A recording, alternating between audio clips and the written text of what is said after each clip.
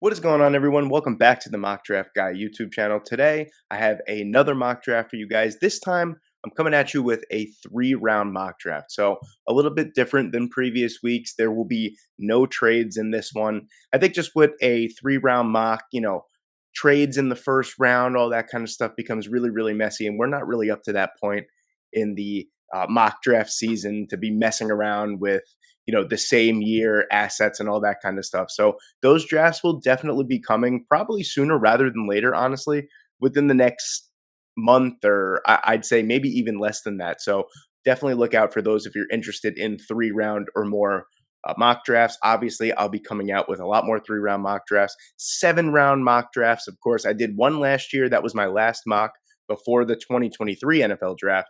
So I'm thinking about doing one maybe at the end of the regular season and then one right before the 2024 NFL draft. So before we get into today's video, if you like these types of videos and player profiles, all that kind of stuff, please leave a like and please subscribe to the channel if you haven't already. You're missing out on a ton of great content, and we're just going to keep rolling throughout the entire season, playoffs, off season, right into draft season. So my favorite time of year. So without further delay, let's get into it. As I mentioned before, no trades. So the Chicago Bears are at number 1 here, and Marvin Harrison Jr., super tempting. I mean, these first, honestly, I was going to say the first 5 picks, not even true. The first 3 picks for me are pretty set in stone if this was the draft order right now. I'm going to knock them all out right now, actually. We're going Caleb Williams, number 1 overall, to Chicago. I can't really make a case against it right now. I think maybe they look to trade Justin Fields. He's got another year before his 5th-year option. I believe they have to pick up his 5th-year option this offseason. You probably trade him before you make that decision. Then another team could pick up his 5th-year option. That makes him a little bit more worthwhile for maybe a day 2 or a couple of day 2 picks before the draft. And you have the number 1 overall pick, and it doesn't look like it's going any away anytime soon. So, you don't really have much to worry about. I feel like, as soon as the regular season is over, you could look to explore trading Justin Fields. So I think Justin Fields, unfortunately, is out as the Chicago Bears quarterback. I'm going Caleb Williams. Subsequently, New England is an absolute mess on offense. They desperately need a quarterback. Drake May is the easy pick for me here. Then at number 3, Marvin Harrison Jr. is the most perfect consolation prize any team could get at number 3 overall. So those are the first 3 picks right out of the way. We're not going to sit here and dilly-dally about them. You guys probably already knew those were the top 3. Now at 4, I think this is where the draft begins, and I think this gets very interesting. There's Brock Bowers. There's Joe Alt. There's a lot of wide receivers. I know wide receiver isn't the biggest need, or really not even a need for Washington as of right now. D end, you have your choice of defensive end right here. You have your choice of offensive tackle, and that's what we're going to do. We're going to take Olu Fashanu here at number 4. It's just a personal preference. I think Joe Alt and Olu Fashanu are 1A, 1B in the offensive line draft class. I just think Ola has more of the athletic explosiveness that you're looking for a franchise left tackle. Joe Alt is technically sound. He's an insane player in his own right as well. I think they're both going to be great. And really, I don't think you can go wrong either way. Just for me, at this point, it's a personal preference, and I'm going to take Olu Fashanu at number 4. Desperately need some help for Sam Howell, who I honestly do believe. I know that you're in prime quarterback territory. You take a look at the quarterbacks that are on the board at number 4. You got Jaden Daniels, J.J. McCarthy, Bo Nix, Michael Penix Jr. I don't think Quinn Ewers will be declaring Carson Beck either, so you're looking at Michael Pratt. Honestly, this draft class went from being very, very deep at the quarterback position to not so deep, but a lot of great players, but not as deep as we would think. Or if you consider like 6 or 7 quarterbacks deep, I guess that's pretty deep for the most part. But it went from being like, wow, you can get a good quarterback that can compete to be your day 1 starter through round 2, maybe even into round 3. Now it's like all these guys are probably going to be gone by the end of the first round. So it's interesting to see. I didn't even realize that until just now. But we're going to go with Olu Fashanu here. I think you desperately need to get some offensive line help for Sam Howell or whoever is going to be playing quarterback for the Commanders next year. Then you have the Chicago Bears at number 5. I'm going interesting here. Hear me out. I know that defensive end is a big need, or defense in general. Corner, I think it's a little bit too early to take a corner here. I love Kool-Aid McKinstry. I like Nate Wiggins a lot. I'm super high on Quinyon Mitchell. Obviously not as a top 5 guy, just in general. more on him in a little bit. Cooper DeJean, I think, is going to be more of a safety slot type of guy. You don't want to take that at number 5. I think you got to go with the best wide receiver that's left on the board. Now, that's up for debate with a lot of people. I think that Malik Neighbors is a great fit for Chicago. He's an automatic upgrade, in my opinion, over any other wide receiver on the roster that's not named DJ Moore. And you pair DJ Moore with another incredible receiver. This guy can play all over the place, uh, on the offense. If you're looking at Keon Coleman, Romo Dunze, Xavier Leggett, maybe even in the second round, you're looking at more of the X type of receivers. I'm not necessarily sure that the Chicago Bears need that. I think they need someone that they could put all over the offensive scheme and just kind of, make plays for him, put the ball in his hands, an absolute playmaker. We're seeing how much of an impact DJ Moore has on the Chicago Bears offense. Imagine him with another elite type of wide receiver. So I'm going to pick Malik Neighbors at number 5 here. I think this would be a great fit, and you're getting your franchise quarterback, another young, awesome wide receiver that he could grow with. So Malik Neighbors is my pick at 5. My New York Jets, who every single week I do one of these, they just keep coming up and up and up and up every single week. I guess it's good. I guess it's not.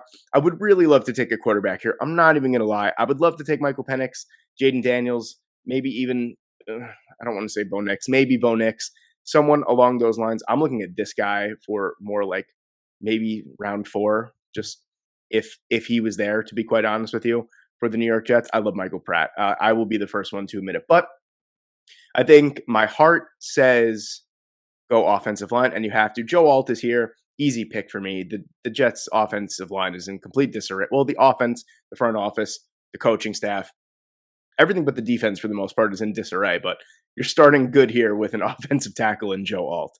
Now, at number 7, you have the New York Giants. I think this has to be a quarterback. If you're this high, I'm not going to lie, if Malik Neighbors wasn't off the board here at number 7, I think he would have been my pick because as much as I love Jaden Daniels, I feel like someone like Malik Neighbors is way too impactful to pass up on, even for his quarterback.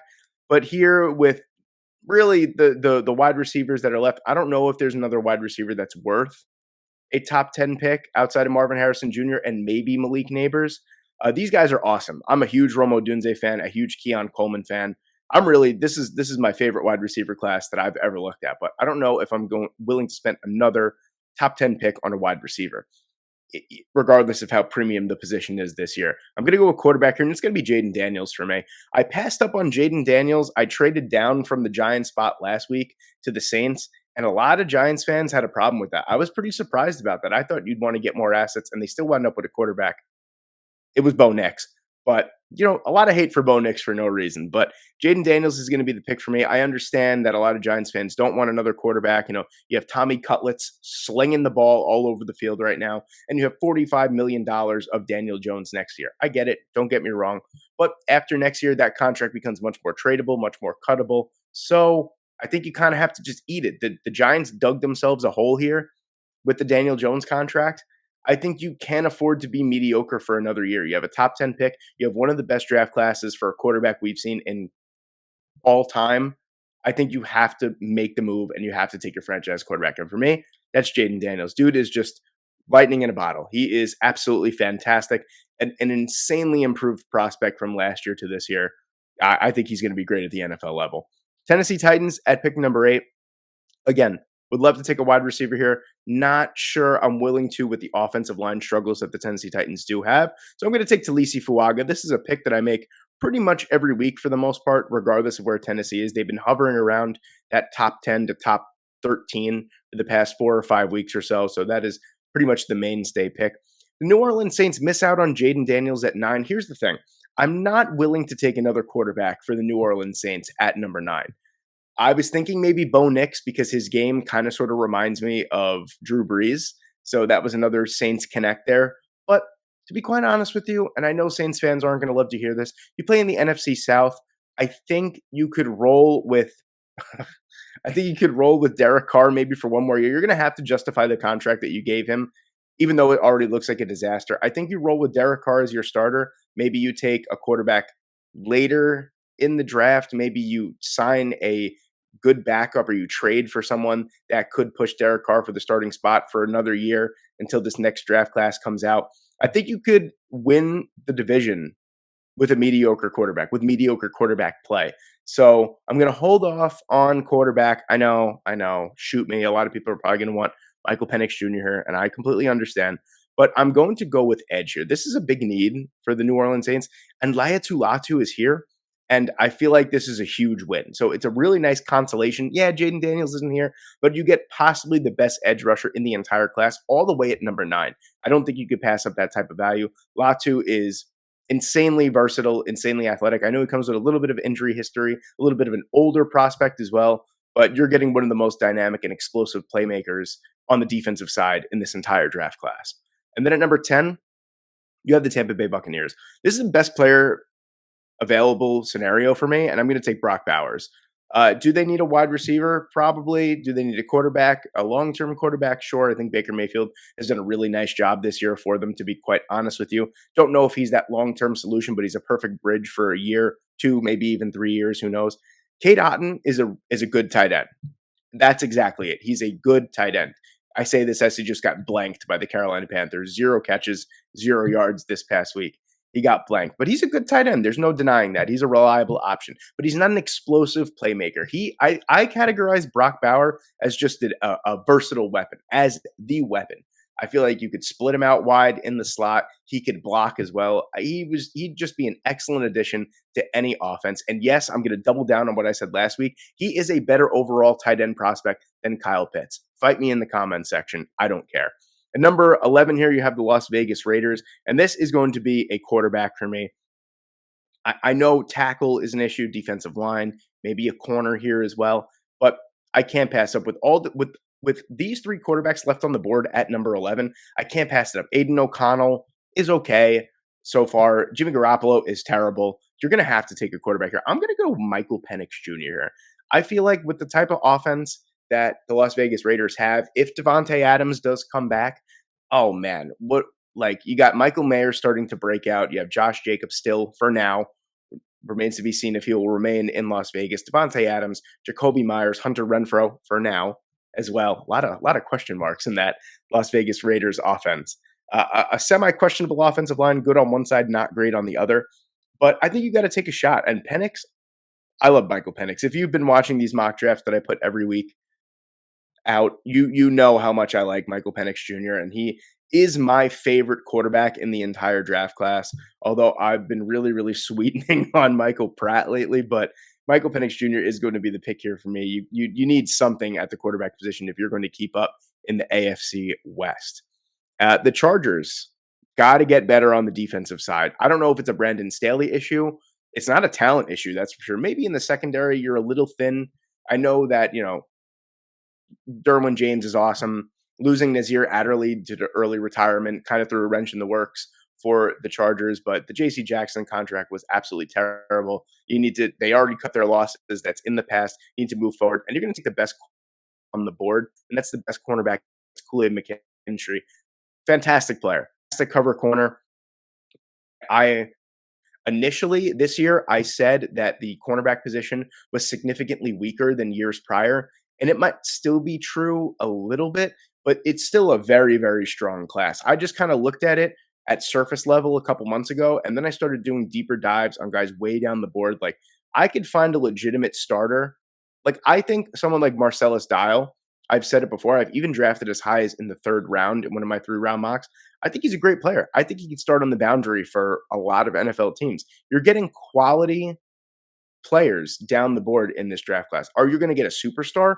Maybe 1 or 2. I'm feeling these 2 guys are going to be the big-time superstars, with Kalen King and Quinyon Mitchell being guys that are going to be super solid as well. Terrion Arnold as well. Cooper DeJean's probably going to be a safety. I mentioned that already, but super talented. It is. It's just not as talented as previous draft class. But I'm going to go with Kool-Aid McKinstry here at 12. We've been spoiled for the cornerback position the last few years with guys like Devin Witherspoon, Derek Stingley, Sauce Gardner, all those guys over the last few years coming out, inside the top 5 and being tremendous. Cincinnati at pick number 13 here, going to be a wide receiver for me. I really toyed around with the idea of getting Jerzon Newton. I think it's a real option here at 13. I just think that I'm going to sound like a broken record. I say it every week with the contract situations coming up for the Cincinnati Bengals. I think you also look to get younger at the wide receiver position, not necessarily T. Higgins. I'm talking about Tyler Boyd. in his early 30s, he's been a Cincinnati Bengal for life. He's been a cult hero for them. I think it's time to move on, get younger, get better at the wide receiver position. And that's Rome Odunze for me. Just a guy that is super physical, great in open space, and can win down the field. That's exactly what the Cincinnati Bengals need. At 14, subsequently, you got Keon Coleman. That's who I'm going to take here. Like I said before with the Bears, I feel like it's kind of the opposite. I feel like a X receiver is sort of kind of needed for the Buffalo Bills. We don't know what the situation is going on with Stephon Diggs. Gabriel Davis is probably going to be leaving in free agency, and he has kind of tapered off this year after a white hot start to the season. He's kind of fallen off at the past. I mean, against Philadelphia, I believe he played well. I don't remember off the top of my head, but I don't remember hearing his name quite often before that week for the last couple weeks. So Keon Coleman is the pick here for me. Got to get another weapon for Josh Allen and this offense. I mentioned it before. I'm going to do it now. It's going to be Jerzon Newton for me at 15 for the Denver Broncos. I think a massive overhaul of the defensive line in general is needed. Nick Benito is a really nice piece. So is Zach Allen. Everyone else is pretty much interchangeable at this point. And Jerzon Newton, in my opinion, is the best defensive prospect in the entire draft class. Is an insane run defender, is a great pass rusher for the interior as well. And he's going to fit in really, really nicely as that 3-4 defensive end. So Jerzon Newton's the pick at 15. At number 16, I'm sorry, Seattle Seahawks fans. I got to do it. I know you guys weren't a fan of this a few weeks ago, but I'm going to do it again. This pick is going to be Bo Nix for me. Besides for the really good performance against the Dallas Cowboys on Thursday Night Football last week, Geno Smith has been pretty mediocre this year. I think, one thing that I said at the beginning of the year was after Geno got that 3-year, $105 million deal, $51 million of that is done within the first year, and the majority of the guaranteed money. So what that made me think was, well, we're going to be in the market for a quarterback. We're going to ride this Geno train, as long as we can, and we're going to still look for a franchise quarterback, which means that even if Geno's on the roster next year and they draft a quarterback here, if he's not ready, Geno could obviously play. That's someone that is a quality NFL starter in Geno Smith. I would be completely comfortable with having a rookie quarterback if he wasn't ready to take over the reins yet, to have Geno Smith in there. I would. But I'm going to take Bo Nix here. I just think the more I watch him, the more he kind of reminds me of Drew Brees.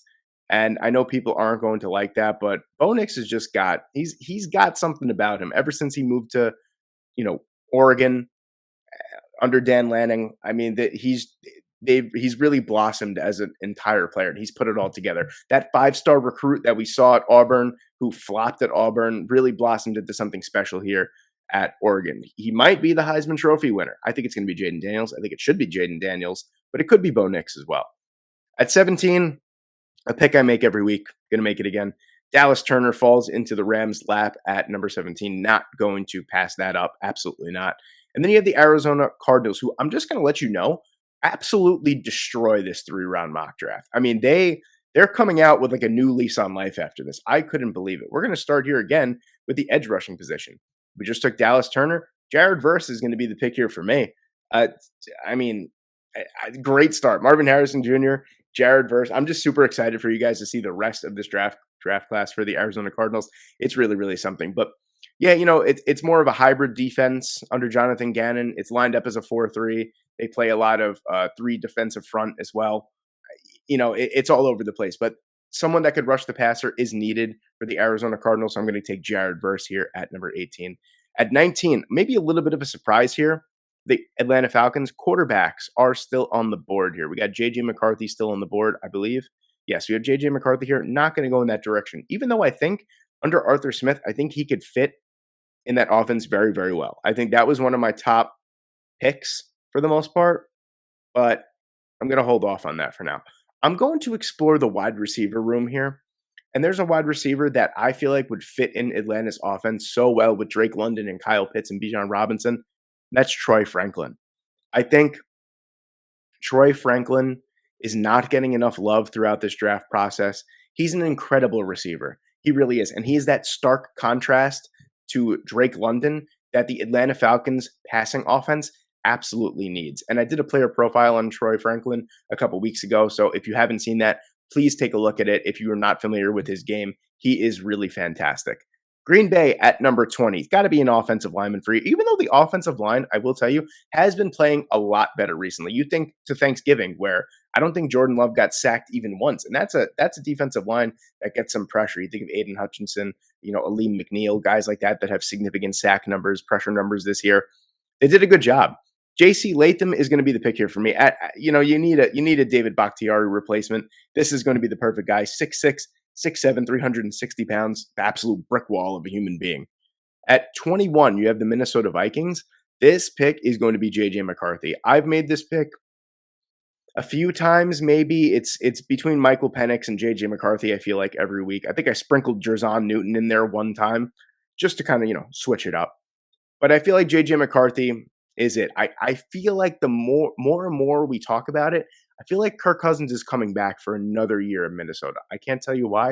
I just feel like that's what it is. I feel like if your star wide receiver and Justin Jefferson wants a player to be back and be his quarterback, you kind of have to make that guy happy, in my opinion. You're not finding Justin Jefferson wide receivers out there every single year. He's special. So I think, yeah, you could look at it as maybe a wasted first round pick for now. But when Kirk Cousins is inevitably 35 and out of a contract, you already got a year of experience and a year of learning under Kevin O'Connell. JJ McCarthy will only be probably 21 or 22 at that time, probably 22, which would be mental, by the way. That's just too good of a prospect with the offensive weapons and the offensive line that they possess. Too big of a proposition for me to pass up. So JJ McCarthy is going to be the pick here at number 21. At number 22, wide receivers are on the board for Indianapolis. They are. But I the secondary really needs some help. And Nate Wiggins is on the board. I can't pass up that boundary length. That he's just a playmaker on the outside, and that's what the Indianapolis Colts need at number 22 here. I would love to give them an AD Mitchell and Xavier Leggett, someone like that, but the defensive side honestly looks like they're in a little, or at least the secondary looks like they're in a little bit more trouble than the offense. So I'm going to go Nate Wiggins here at 22. At 23, you have the Pittsburgh Steelers. This is going to be a versatile weapon in the secondary. It's going to be Cooper DeJean, someone that could play in the slot and is probably going to play safety as well. Love that versatility. You get a natural punt returner, kick returner in this pick as well. He's a guy that could do it all. It's a shame that he was injured later on in the season. We didn't get to see him play, in the championship game, which I don't really know how much of a difference he would have made if he played anyway. But DeJean is someone that I like as a versatile weapon in the secondary. You can't get too much in today's NFL where it's all about athleticism and speed and it's a passing offensive game. You need versatile weapons in the secondary, and that's exactly what Cooper DeJean brings to this Pittsburgh Steelers defense. Number 24, Braylon Trice is going to be the pick here for me for Houston. Don't necessarily know if this is the biggest need, but at the same time, Trice just seems like a perfect D'Amico Ryans defensive end. You got the speed rusher on one side and Will Anderson Jr., who's having a sparkling rookie season, by the way. The sack numbers might not be there, but his pressure numbers and run defending, he is phenomenal. He is as good as advertised. And then you get someone like Braylon Trice, who's a little bit bigger, a little bit longer, got a huge wingspan, 6'4", 275. This is more of your power rusher that you're kind of missing on the other side. Don't know if Jonathan Grenard will be back. So I'm kind of just, it's more of an insurance policy, but imagine drafting Will Anderson Jr. one year and then you get Braylon Trice on the other side. That's your pass rushing duo for what? At least until the rookie contracts are over, maybe more. So that's a proposition that I really like in this mock draft. You have the Kansas City Chiefs at 25. When was the last time the Kansas City Chiefs picked at 25 this late in the season? Crazy, I know. It really is. But going to go with a wide receiver here. It's going to be a X type of wide receiver on the outside. Adonai Mitchell is going to be the pick here for me. It just screams. It was going to be one of the Texas boys for me, to be honest with you. It was either going to be Xavier Worthy or it was going to be Adonai Mitchell. And AD Mitchell is the pick here for me. Just blistering speed on the outside, extremely physical for his size. He looks lanky at 6'4", 200 pounds, but man, is he strong. And he is as a wide receiver, really competitive, really holds. He's a complete receiver that hasn't reached his potential yet. And that's exactly what you want. You don't want a wide receiver that has hit his ceiling in college. You want someone that's going to continue to get better. And AD Mitchell is only unlocking the potential that he has. So he's going to be the pick here for me. And I mean, really every one of these picks should be a wide receiver for KC. Jacksonville at number 26 here. This is going to be a wide receiver for me. It's going to be Emeka Ibuka out of Ohio State. And I just think, I don't know, is it me or this passing offense for the Jacksonville Jaguars has been just a little underwhelming for as good as we thought it was going to be? I think you need another X factor type of wide receiver in there for Trevor Lawrence. No guarantee that Calvin Ridley comes back. I believe Zay Jones is a free agent as well. So if those guys, you know, are gone, then you're looking at what? Christian Kirk and Parker Washington as your wide receiver, who caught a touchdown, by the way, on Monday Night Football. But Emeka Ibuka is going to be the pick here for me. Could put him all over. Again, similar to A.D. Mitchell, really, really good run blocker as well. That's a big thing for me. I think a lot of people need to take in consideration how good wide receivers are at blocking because sometimes they got to seal the edge. So Emeka Ibuka is going to be the pick for me at 26. 27, you have the Dallas Cowboys. A little bit of a run at wide receiver here. I don't think that this Dallas Cowboys offense necessarily needs a wide receiver right away on paper, but when you look at Michael Gallup's contract situation and the numbers that he has produced, you're probably thinking that he's going to be a cap casualty in this offseason. Brandon Cooks has been better as of late, but has kind of slowed down. He's not that 1,000-yard receiver for 19 different teams that he was a couple of years ago. Slowed down a little bit. I think wide receiver is kind of sort of a big need for the Dallas Cowboys if they want to continue this offensive onslaught that they're putting on these teams week in and week out. It's going to be Brian Thomas Jr. for me. I think Brian Thomas, it was going to be either Xavier Worthy. Damn, I feel bad for Xavier Worthy. He's coming second, like 2 out of the last 3 picks. Brian Thomas Jr. is just an animal on the outside. Just huge, 6'4", 215, explosive, huge catch radius, contested catch beast. I'm going to do a player profile on him later on this week, and I'm super excited about it because his tape is incredible. He's awesome. And this would be just like you got CeeDee Lamb on one side, Brian Thomas Jr. on the other side, Jake Ferguson in the middle. That's a super awesome offense if you're the Dallas Cowboys. I'd be happy about that. Detroit Lions at number 28 here. This is going to be a corner, and this is going to be Terrion Arnold. He really, I've been getting higher and higher on him as the weeks have gone on.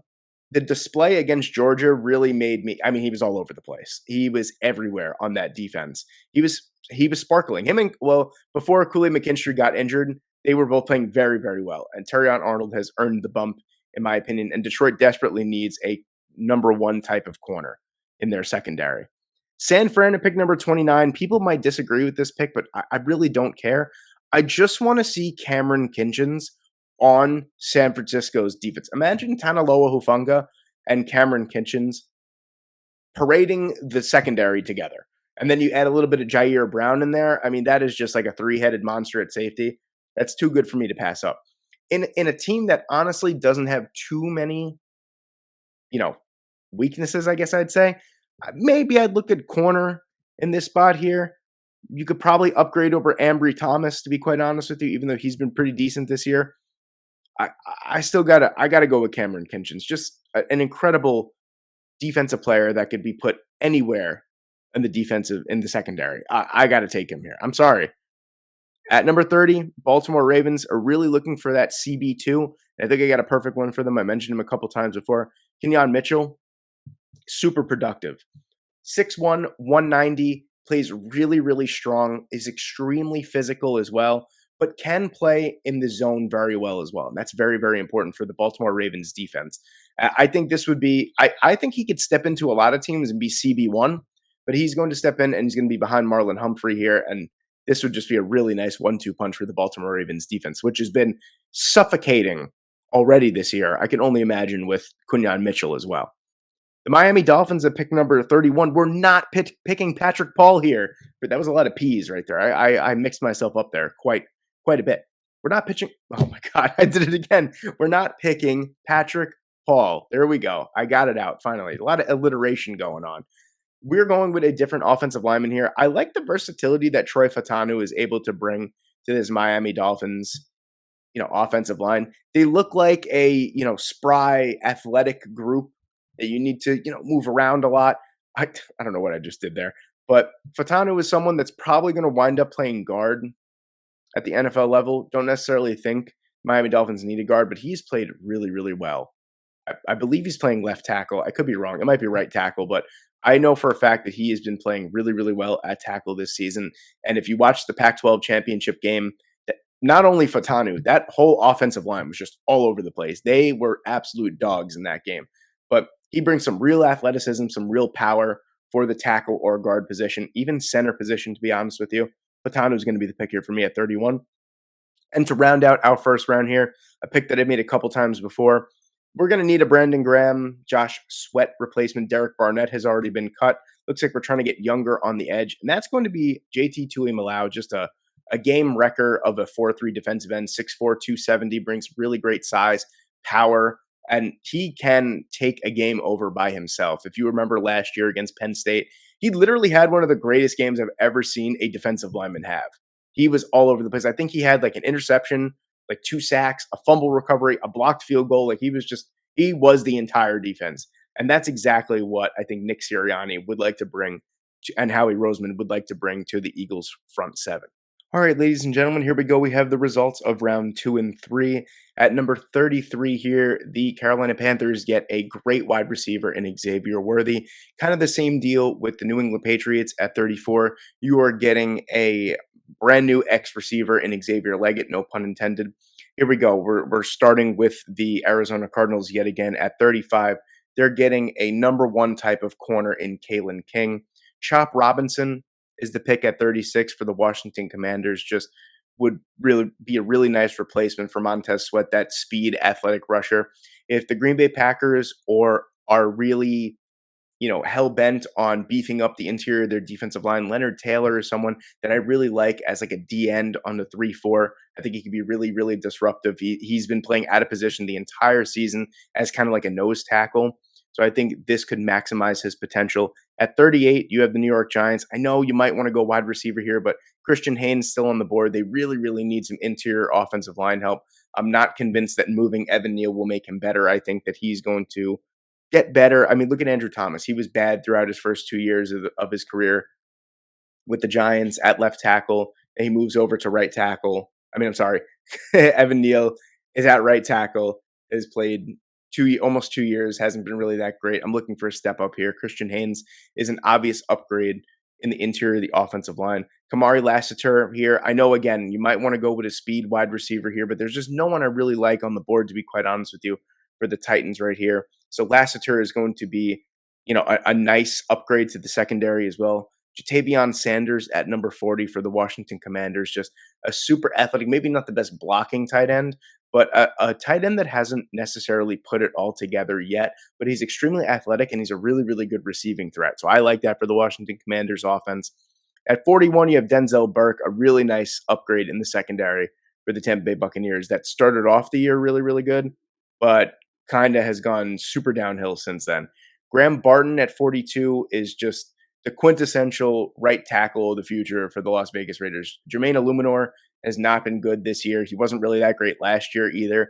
I think it's time to cut ties with him. And Graham Barton is someone that brings nice versatility, played left tackle, right guard as well, so you could put him anywhere.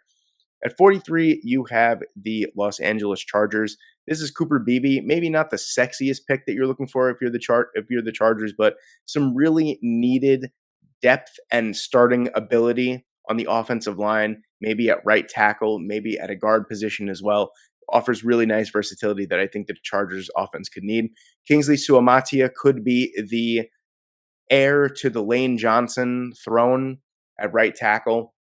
I know that, maybe drafting a guy that's not going to start right away at 44 isn't necessarily ideal, but he's someone that needs a little bit of technical refinement, but he's got the size at 6'8", 305 pounds. He's got just freak athletic ability as well. Someone that they could really, you're learning behind Jordan Mailata, Jason Kelsey, and Lane Johnson. Those are 3 guys that I would absolutely want to learn behind if I'm a young offensive lineman. T'Vondre Sweat is someone that I think could replace DJ Reader if they're not looking to bring him back. Statistically, the best defender in all of college football this past year.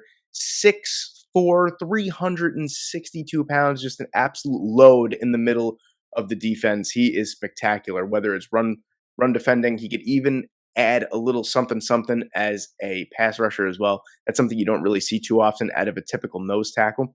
Tyler Nubin is the pick at number 46 for me for the New Orleans Saints. out of Minnesota. I mean, they just need to get younger in some areas of the defense. Tyrann Mathieu is not the same player that he once was. Tyler Nubin is someone that 6'2", 210 pounds, offers incredible playmaking ability. He's going to be fantastic at the next level. 47, the New York Giants get their ex-receiver, Jalen Polk, 6'4", 210 pounds. Not necessarily the fastest, but you're not really looking for the fastest for an X-type receiver. You're looking for someone that could, beat press coverage. That's what you're typically looking for, someone that could be out on an island by on his own. And Jalen Polk is super physical, great in contested catch situations. This is someone that I want my quarterback to be throwing the football to. At 48, you get a defensive upgrade for the LA Rams. You get Chris Abrams-Draine, someone who's been super productive for Missouri. Everyone has their eyes on Missouri this year because of how cool of a story they were.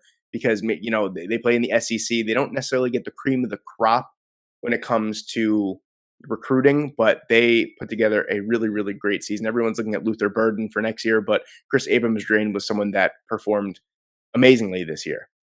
Caden Bullock has to be the pick here for me. I'm pretty sure these two picks were the same as last week. Need to upgrade the safety area here for the Buffalo Bills. I mean, Micah Hyde, Jordan Poyer, they're not getting any younger. It's time to maybe add a third into the rotation or inevitably start over those guys. An upgrade at linebacker for the DeMeco Ryans-led defense of the Houston Texans, Jeremiah Trotter Jr. It's not a bad linebacking class, but it's not necessarily great. Like, I'm taking my first linebacker here at number 50, and that's probably as high as they should go, but that's not a knock on Trotter. Really, really good player, super athletic, a little bit small, but he is a great player in his own right, and he'd be a certain upgrade over Blake Cashman. Coming as a Jets fan, I know that firsthand. At 51, you get James Williams, probably the biggest safety I've ever seen at 6'5", 215 pounds. James Williams gets overshadowed by his teammate, Cameron Kinchens, but he is fantastic in his own right. A tackling machine, a playmaker, just he really has some incredible instincts for the safety position, and this is a position that really needs to be upgraded for the Green Bay Packers as this draft goes on. Chris Jenkins offers, maybe he's not as big or the prototypical nose tackle that his father was, but Chris Jenkins offers a really interesting 3-4 defensive end for the Minnesota Vikings. They need some type of 3-tech. They need some type of pass rush from the interior, and I think Chris Jenkins would be a really nice upgrade for them. Princely Umanmielen, he's listed as a defensive lineman at 6'5", 255 pounds. You're not a defensive lineman, but he's a nice, meaty outside linebacker for that Ryan Nielsen-led defense that he's looking for. He's not looking for necessarily those Dallas Turner type of guys, 6'3", 240, bring a lot of speed. He's looking for that speed-power combination with a little bit more meat on them, 6'4", 255, 260. Umanmielen would be a really, really nice pickup for the Atlanta Falcons in round 2. Patrick Paul is an absolute steal at 54 for the Pittsburgh Steelers, someone that could start on the left or on the right. He's incredible in pass blocking situations. Needs a little bit of work run blocking, but he's not terrible. So I think that might hurt his draft stock just a little bit, but he is probably the best pass blocker in the entire draft class. I'll go as far as saying that. 55 is the first pick for the Cleveland Browns in this mock draft. It's going to be Johnny Wilson, the 6'6", 235-pound wide receiver. Just offers, obviously, a ton of size. It's really, really tough to defend that. Imagine putting this guy in the slot against 5'9" Kenny Moore. All you have to do is just throw the ball a little high, and he's easily catching it. But he just creates so much of a mismatch for anyone on the defensive side, and he offers a nice option for whoever may be throwing the football, massages or not. 56, you have the Indianapolis Colts, a nice upgrade at the right tackle position for the Indianapolis Colts. Tyler Guyton is someone who's super athletic, maybe not as technically refined, will get it eventually with his size, athletic profile. At 57, Kieran Amagaji is someone that I've mocked to the Kansas City Chiefs in this spot or in their second round every single time. I just think it's such a Kansas City Chiefs pick. Super smart offensive tackle, huge, has arm length in the 99th percentile for the position, which is something that I've actually really never seen before. He's got 38-inch arms, which is insane. At 58, Tyleik Williams is the pick for me, a nice upgrade on the defensive line. We saw it firsthand against the Cincinnati Bengals that there's just really no pass rush coming from the interior of the defensive line for the Jacksonville Jaguars. And I think Tyleik Williams, I've said it before, I'll say it again. It was supposed to be the Michael Hall Jr. show, and Tyleik Williams was supposed to be like the Robin to his Batman, but it was the other way around. Tyleik Williams stole the show. He was phenomenal for the Ohio State Buckeyes this year, and he's a really nice upgrade for the Jacksonville Jaguars. I was gonna say, speaking of upgrades, and for some reason I thought the word upgrade and powers were the same thing for a second. I was gonna say, and speaking of upgrades, that's obviously not what I meant. At 59, Jackson Powers Johnson, someone who I think he scored. Well, he scored that fake touchdown in the Pac-12 title game. It was really funny. He picked up the fumble and he like flipped into the end zone. Super athletic, really really powerful. Can play all three interior offensive line positions. And for a strong unit, you need to continue to stay strong. With Jonah Jackson being a free agent, no guarantee he comes back. Jackson Powers Johnson would be someone that probably could step right in and be a starter right away. At 60, you have Jordan Morgan, a really nice offensive tackle for Dallas here. You're looking at someone that could potentially be the long-term replacement to Tyron Smith when he eventually retires. He can play right tackle as well. Love that. Landon Jackson offers some absolutely ridiculous, egregious size for probably going to be a 3-4 defensive end. 6'7", 280 pounds. Also looks like he wants to murder his family if you look at his picture. Go ahead, look it up. He looks crazy. He looks like a bowling ball or a thumb. Please don't hurt me, Landon Jackson. I'm sorry that I said that. But he embodies what I think the Baltimore Ravens would look like if they were a person. Just big, nasty, mean, just all about football. That's exactly what the Baltimore Ravens look like to me. 62, going with another upgrade in the secondary. I shouldn't say upgrade, just another player in the secondary for the San Francisco 49ers. It's going to be DJ James, 6'1", 200 pounds on the outside.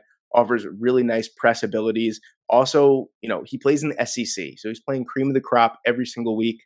He was probably the lone bright spot on that Auburn defense. Jaheim Bell at 63, and Jaheim Bell is listed as a tight end. 6'4", 240, doesn't blow me away as a tight end. This is someone that could be a versatile weapon for Mike McDaniels in that Miami Dolphins offense. Could probably line up at tight end. He'll probably line up more in the slot. So a nice little disparagement between Tyreek Hill on one side, Jalen Waddle on the other side. Then you got this freak show of an athlete, of a tight end in the middle.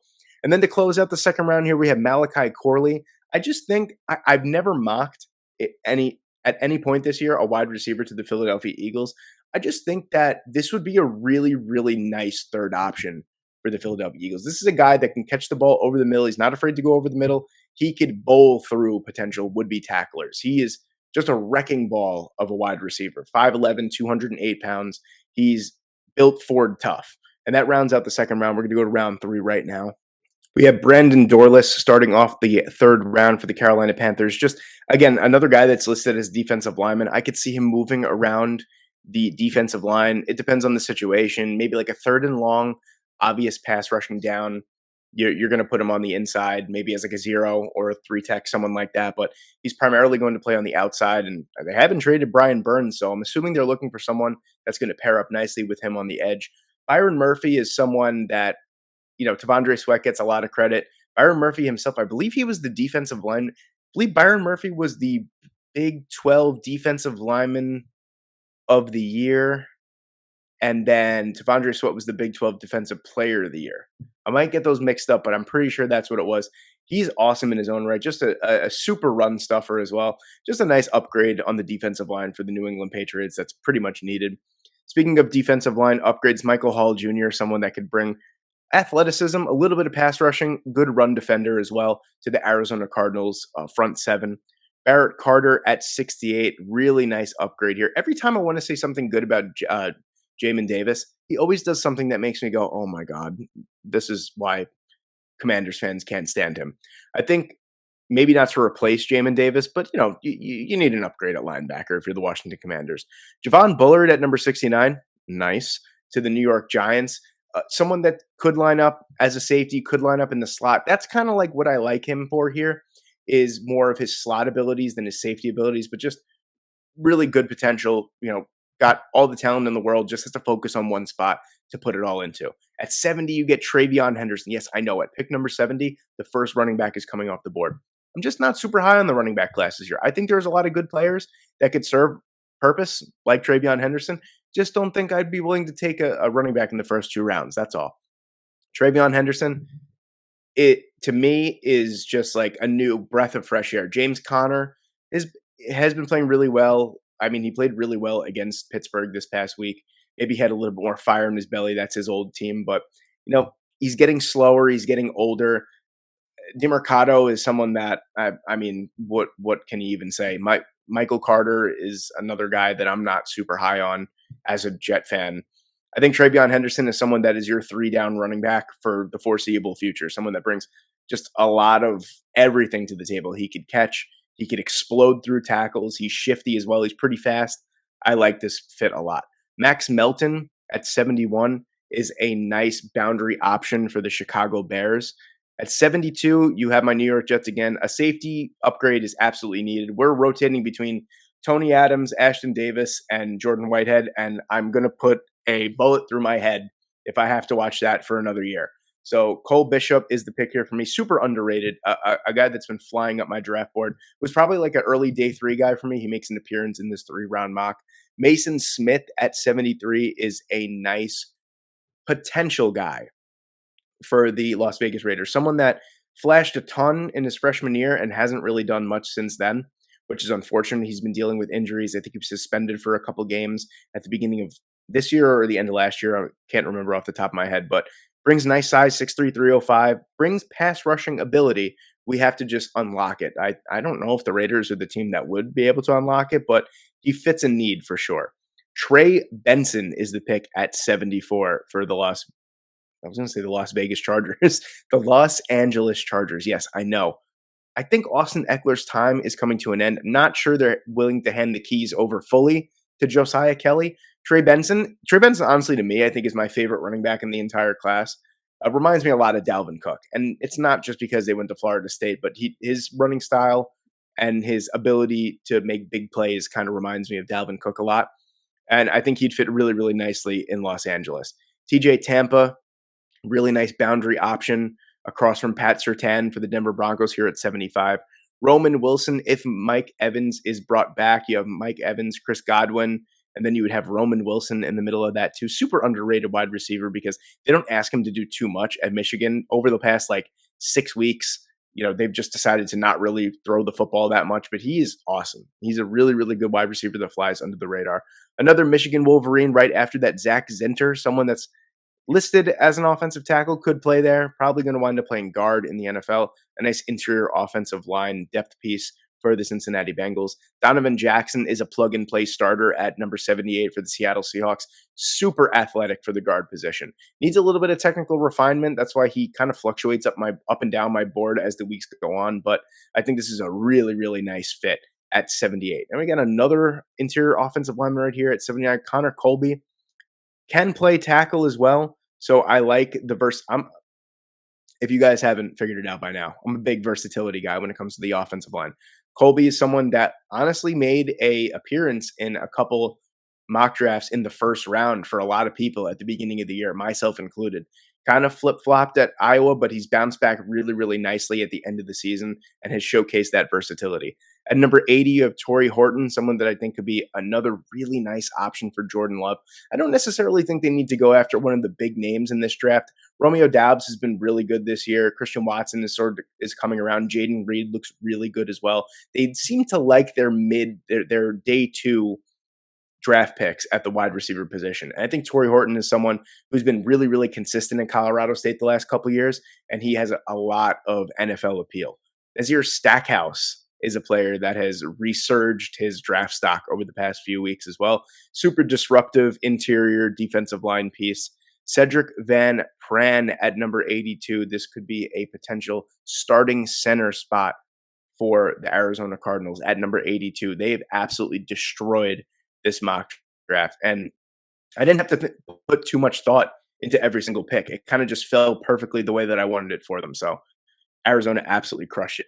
83, Jalen McMillan is a wide receiver that I like a lot. Was injured a lot this year, and Jalen Polk kind of stole the spotlight away from him. It was always going to be, this year it was supposed to be Rome Odunze and Jalen McMillan. This year it was Rome Odunze and Jalen Polk. And Jalen McMillan kind of, fell to the wayside. But he's still a really, really good wide receiver in his own right. And I think this would be a nice option for the Detroit Lions in the third round. My boy Michael Pratt coming off the board at 84 to the Atlanta Falcons, a day two quarterback that I'm incredibly comfortable taking here. Someone that I think, I'm not sure, to be quite honest with you, if he's going to declare for the draft. He might. He has a lot of appeal to some of these SEC teams that are looking for starting quarterbacks. He might go back for another year, boost his draft stock, and wind up being a first round pick. Honestly, he's got the tools. I see a lot of Joe Burrow traits in him. I'm not just saying that. I think he is really that good. But this would be a steal at 84 for the Atlanta Falcons if they can get him here. Braylon Allen, to me, is the potential successor. Super young. This is what I like about this pick. If the Green Bay Packers are still trying to get a little bit more out of Aaron Jones, in his 30s now, kind of towards the back end of that contract, if they're trying to get some more out of Aaron Jones and they could kind of squeeze whatever they can out of A.J. Dillon, Quadzilla, Braylon Allen's only 19 years old, and he's going to be probably 20 by the time the season rolls around. They could afford to squeeze whatever they can out of the other guys before they start wearing the tread on Braylon Allen's tires. I like this pick a lot as a future running back for the Green Bay Packers. Jalen Ford might be a little high, to be quite honest with you. I think Cleveland needs an upgrade in the middle of their defense with a linebacker position. Ford is just someone I really like. 6'3", 240 pounds, big off-ball linebacker. I'm just super. I did a NFL draft diamond short on him. I think he would fit what Cleveland's trying to do really, really well. I mean, you got someone next to him in Jeremiah Owusu-Koramoah that could really just do anything. So he could afford to, crash down hard on those running plays and try and make tackles in the backfield. Brendan Rice at 87 offers some really nice size and speed for the wide receiver position for the Indianapolis Colts. I know I waited a little long for a wide receiver here for the Indianapolis Colts, but man, this is a really great draft class for them. Devontae Walker is, the Pittsburgh Steelers love their North Carolina players. What could I say? But Devontae Walker is a player that can be a superstar if he gets the proper coaching and he takes it seriously. This would be a great. I don't know if Deontay Johnson will be back. Doesn't look like he wants to be back. This would be a really nice number 2 option behind George Pickens for anyone who's throwing the football. Rod Moore is a super technically refined safety that kind of just flew under the radar because Michigan always has a great defense. Super athletic, good playmaker. Doesn't have technically the ball production I guess you would look for in a safety, but safety is a big need for the Kansas City Chiefs, and you're getting a really good one here. Josh Newton is a corner that I like here. I don't think we're really looking necessarily for too much in the cornerback realm for Jacksonville. We're looking for a little bit of a replenishment here, someone that could come in and make plays and then eventually take over as a starter, and I think that's what Josh Newton can do. Kalen Carson is someone that got some first-round consideration at the beginning of the year, kind of fell off, but is still a really good prospect, and that's kind of what I think Dallas is looking for. They're not looking for a first-round corner. I think Deron Bland has done more than enough to solidify his spot as of right now, minus what DK Metcalf did to him this past week. He's been great. Stephon Gilmore, don't know if he's going to come back after this year, but then you get Trayvon Diggs coming back. You just need to replenish and beef up that room just a little bit. Chris Braswell is someone that I think could actually come in at number 92 and start right away on the opposite side of Aiden Hutchinson. He's having a really, really good year. Blake Fisher is an offensive tackle prospect that I like. Kind of similar to a lot of other prospects, they get overshadowed by their first round, teammate. And that's exactly what happens with Blake Fisher and Joe Alt. But he is a really nice mid-round prospect in his own right. Zach Frazier is the interior offensive line help that I think Baltimore could be looking for down the line. But, Kevin Zeitler getting older, you could slot him in right there, I believe, at right guard. And then at number 95, the last pick in the entire draft, well, the mock draft, that is, not the actual draft, is Javon Foster. Just someone that I think could kind of, offer some really nice insurance. Titus Howard is always getting injured. And not only that, he is also not the best. He's good, not the best. I think you need a nice insurance policy, someone that could take over if needed at number 95 for the Houston Texans. And there you have it, ladies and gentlemen. There is my 3-round mock draft. No trades, unfortunately, this time, but come back next week. I'll probably have another 2-rounder out there for you with trades. Thank you guys so much for watching today. I hope you enjoyed, and I hope I see you in the next one.